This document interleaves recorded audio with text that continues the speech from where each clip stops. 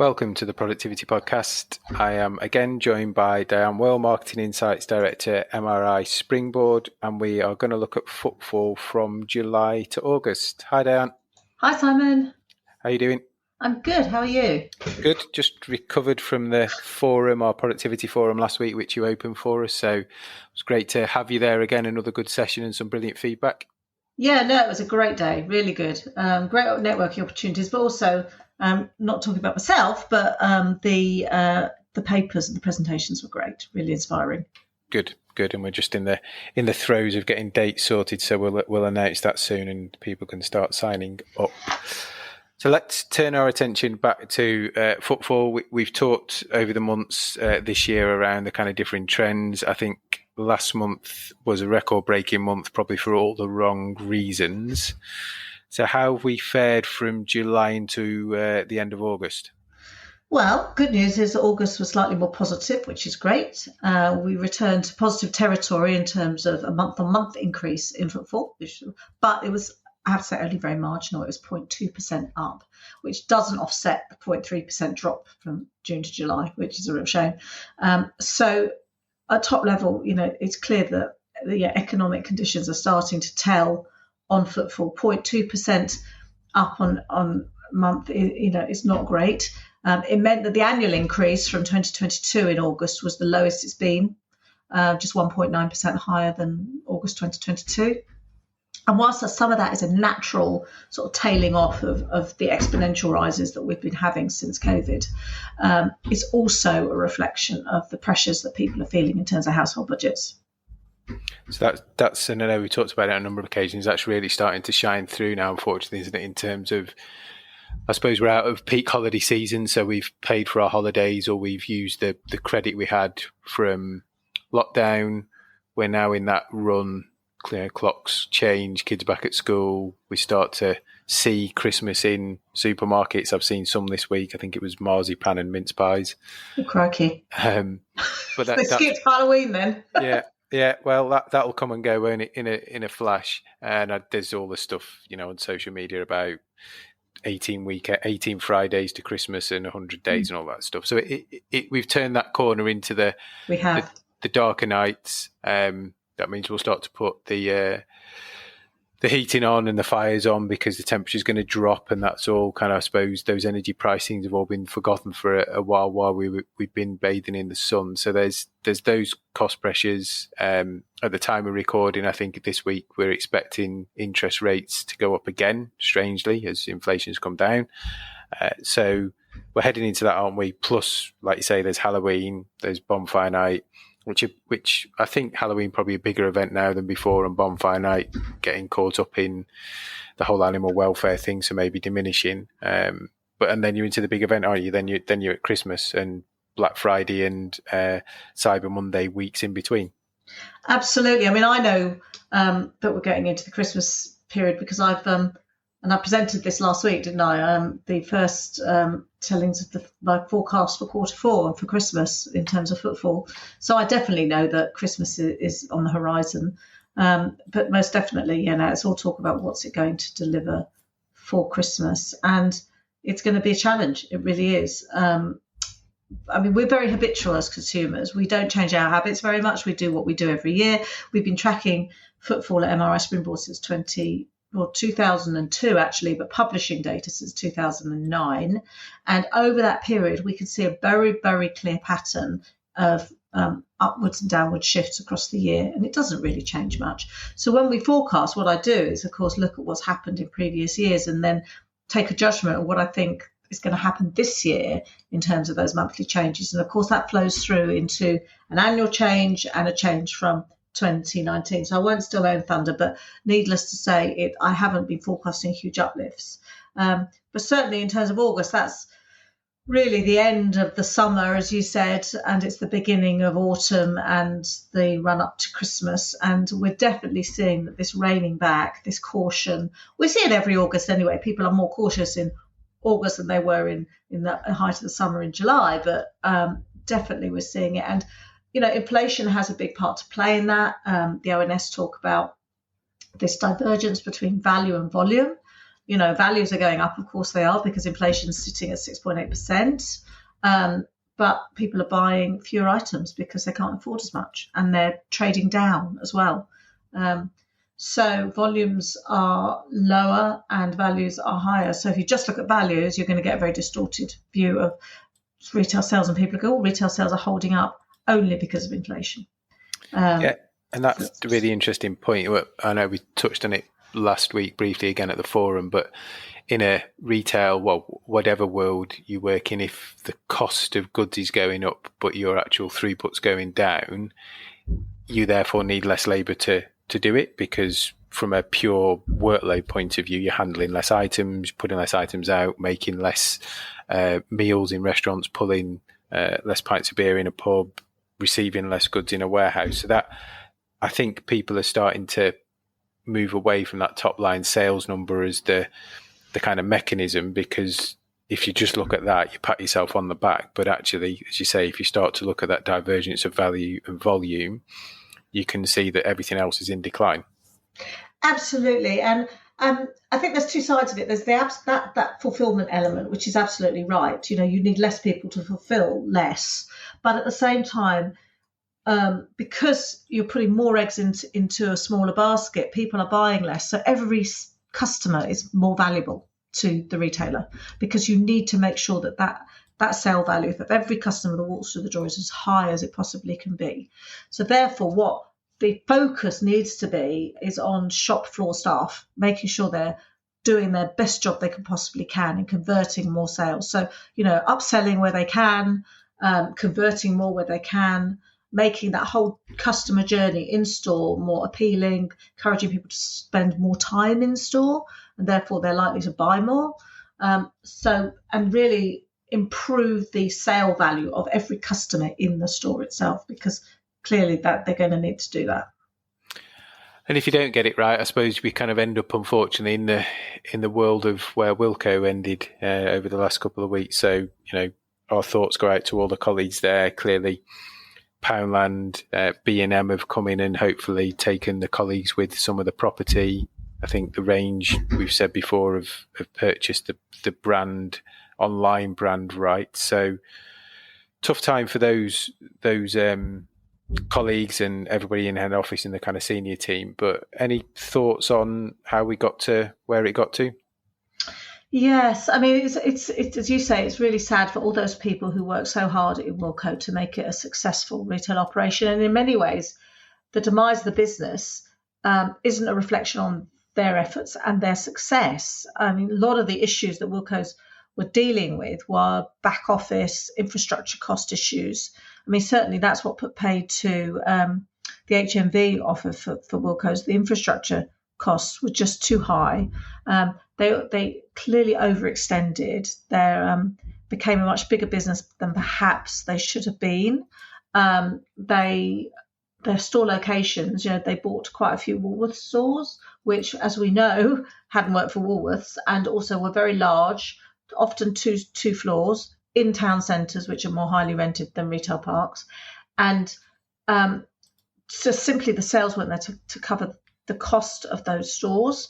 And when you have 400 stores and quite a few of those are very highly rented and too large, it's going to cause issues in association with all the other issues that they had, and they were very highly geared. So all of these things come together in a perfect storm. So it's never one thing. And of course, the competition, if they're leaner and meaner and better at doing what they're doing and their costs are lower, then they can survive. So it's really sad. I mean, they do say clogs to clogs in 3 generations, but you hope it's not true. And it's always sad when you lose a strong brand from the high street. But I had a quick look last week at all the brands that I remember back from the 70s and the 80s, and I'm really showing my age, that just don't exist anymore. I mean, do you remember Athena? I mean, yes, I loved Athena. That's when we had posters on our walls. Not there. Sock Shop went, and so it's not that size of store, because Sock Shop were in tiny stores, so Ratner's, the list continues, and they all had their own individual problems. But I think what it's saying is that, the bricks and mortar retail industry, and even just the retail industry, is an ever evolving industry, as all industries are. But I think because it's largely structured around a built environment, those shifts tend to be a bit slower than they are in the digital world. So you get movers in and out, and that takes longer. So it needs to be a much more of a dire situation for a retail operation, a bricks and mortar retail operation, to shut its doors than perhaps a digital operation, and it's more visible. So yeah, it's really sad. But we, at MRI Springboard, we've seen online retailers look at stores. I mean, we know Amazon, we know, best, most probably they're the most widely regarded, example. But there's Gymshark, of course. They've bought a flagship store in Regent Street, and they're an online operation. But there's also smaller retailers that we've been working with at MRI Springboard who have started online and now moving into stores. So it's happening, and the vacancy rate is dropping. So that shows businesses are opening. So there's always a light at the end of the tunnel.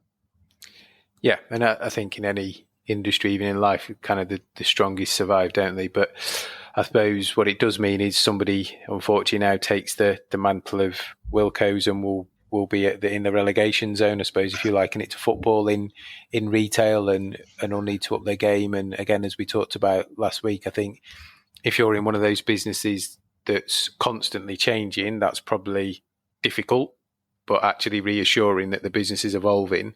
If you're in one of those businesses where you're kind of standing still, I think that's where the warning signs and things start to creep in, because we've seen what happened to Wilko's, House of Fraser, in its day, Debenhams, all of those other ones that we talked about, Athena, my time, Focus, DIY when I worked there, Do It All, Fads. Fads. Yeah. I remember Fads. Get your wallpaper. Yes. Get your wallpaper. But then some of them come back, don't they? So, Mike Ashley's done a good job with Fraser's, House of Fraser. They've opened a Wimpy, ironically, in Shrewsbury High Street that seems to be busy. So there is a bit of a 360 as well, where some of these brands come back. So I suppose you never know. But the point I wanted to stress was everybody that's in successful business is in constant change, because that's how you survive. Absolutely, it is. And I mean, I suppose because I've working at MRI Springboard, founding that business and knowing that it's all about measurement, and measurements change, and seeing the data flow through every day in terms of footfall and sales, and I see it move from day to day. That's naturally where I have sympathy with that, and it's just part of me, it's part of my DNA. So I see that. I think for retailers, it's although retailers work on short timelines, it's easy to forget that actually things are changing from day to day, and it's those little incremental changes that make a big difference sometimes, and understanding the basics is absolutely critical. So, how many customers are your stores attracting through the doors? What's the norm? What's good look like? What's bad look like? What's consistently good and consistently bad? And then the same with conversion. How many of those are actually buying anything, and what are they buying? And also, how is that store performing in relation to where it's located? That's really important, because you could think that the store is doing okay, but actually it could be doing so much better. So understanding just those three key metrics would mean that everyone has a handle on exactly where the issues are within the retail business, and what it therefore can be fixed, and in what timeline. And knowing what can be fixed and what can't be fixed, really, really important. And then you get an idea of what's achievable. Yeah, absolutely. A couple of other retailers for you that blast from the past. Texas. Oh, yes. And Tandy. Do you remember Tandy? Tandy. Blockbusters. NBC. Yeah. Comet. Yeah. Courts Furnishes. Yeah. There's more than you think when you start. MFI. Oh, yes. Yep. But then think of all the people that are in those. So I think our MFI is now Range. I think our local BHS was a Wilko's, ironically. So those units have evolved and moved on, which is always good. Yeah, and what's really interesting actually is what we're seeing, and we haven't seen it fully yet. And we've seen a lot of Debenhams stores remain vacant, because they're quite an issue about redeveloping big department stores, because there's a lot of space that doesn't have any windows. So people to make it into flats, But actually, if you did that, half the flats wouldn't have a window, so you can't. That's not very achievable very easily. But stores like Woolworths and Wilko in high streets are probably more able to be converted into flats, because they have more open natural light coming into them. And what we've seen in the past is that, the top floor will go to resi or to office or to works, co-working space. The bottom will be split up into smaller stores. So whilst they're bigger than they used to be, they're still smaller than they are currently. And that offers new retailers an opportunity to come in, because over the years, the conversations I've had with town centres and with business improvement districts has always been about my town stagnating because I don't have any space to have any more retailers in. There is no one moving out, and I don't have any flex. So the new retailers who want to come in, I can't accommodate them. So hopefully what we'll see over the next few years is some new retailers springing up and developing, and what the internet has done is it's been brilliant. It's been given that learning ground for all those retailers to test their propositions and see whether they're a goer, and then they realise, which is something I've always known, is that bricks and mortar is really important and people like going into store, and then they move over into store as well, so they get that omni-channel offer. And one of the things you talked about in the kind of previously was around kind of knowing your business, knowing your data, that footfall when people are in. And we talked on a previous episode around the kind of rise of Saturdays again, the importance of making sure we've got the right colleagues in on those Saturdays. I remember again in my time running shops, we probably weren't at our best on Saturdays and Sundays. We had probably a younger workforce there, students, part-timers, and our core team, our full-timers, our experience worked Monday to Friday. So I know that shifts happened. But again, as we're working in a more hybrid world, Saturdays and Sundays seem to be becoming a lot more the discretionary shopping days where we've got time and we want to go out and have a wander. Absolutely. I mean, Saturday was always the peak trading day anyway, but the data is showing that has increased in importance proportionately throughout the week, even more now. And we're only seeing a small increase, but it's starting. And that's, as you say, Simon, we work in a hybrid fashion. I'm sitting at home at the moment. The day that I have to go out to shop really is Saturday. I'm not in my town centre anymore during the working week, where I used to be able to pop out at lunchtime and go shopping. I don't do that anymore. So Saturday is my day, and sometimes Sunday too. So yes, you need experienced salespeople on those days, because actually if I'm out on a leisure trip and I've got a bit more time to spend, I'm more likely to spend more money if someone's pretty persuasive and sells to me and helps me and supports me in my trip. So it has to be about resourcing it right, but understanding your business, because for some businesses Saturdays, whilst maybe busy, may be more functional. So it in every business is different. But understanding where the national benchmark is, really helps, because it gives you that laser view to be able to focus and say, well, actually, what is our Saturday doing? What should we do on that? Should we change anything at all, or just leave as is and start to test things as well as you go through? Brilliant. So lots of positivity, lots of things to look at, some good tips there around, again, reviewing Saturday's experience, making sure we're upselling to people when they're in the shop, or at least trying to convert when footfall's relatively flat or stagnant with kind of minimal gains and decreases.